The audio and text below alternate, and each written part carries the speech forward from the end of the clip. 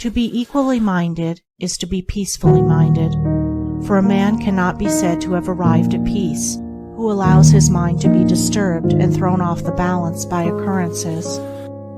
The man of wisdom is dispassionate, and meets all things with the calmness of a mind in repose and free from prejudice. He is not a partisan, but having put away passion, and is always at peace with himself and the world, not taking sides nor defending himself, but sympathizing with all. The partisan is so convinced that his own opinion and his own side is right, and that all goes contrary to them is wrong, that he cannot think there is any good in the other opinion and the other side. He lives in a continual fever of attack and defense, and has no knowledge of the quiet peace of an equal mind. The equal-minded man watches himself in order to check and overcome even the appearance of passion and prejudice in his mind, and by so doing he develops sympathy for others, and comes to understand their position and particular state of mind. And as he comes to understand others, he perceives the folly of condemning them and opposing himself to them. Thus there grows up in his heart a divine charity which cannot be limited, but which is extended to all things that live and strive and suffer.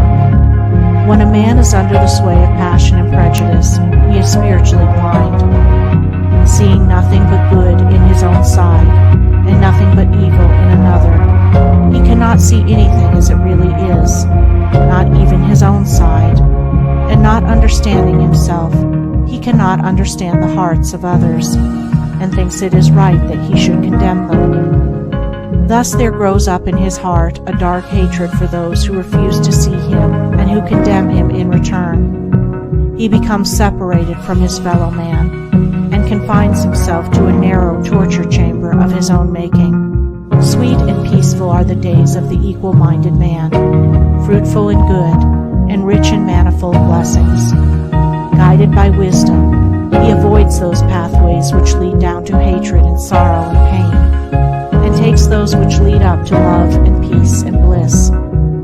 The occurrences of life do not trouble him, nor does he grieve over those things which are regarded by mankind as grievous, but which must befall all men in the ordinary course of nature.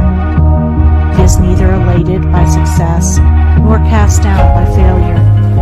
He sees the events of his life arranged in their proper proportions, and can find no room for selfish wishes or vain regrets, for vain anticipations and childish disappointments.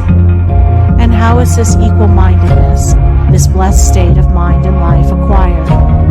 Only by overcoming oneself, only by purifying one's own heart, for the purification of the heart leads to unbiased comprehension. Unbiased comprehension leads to equal-mindedness, and equal-mindedness leads to peace. The impure man is swept helplessly away on the waves of passion. The pure man guides himself into the harbor of rest. The fool says, "I have an opinion." The wise man goes about his business.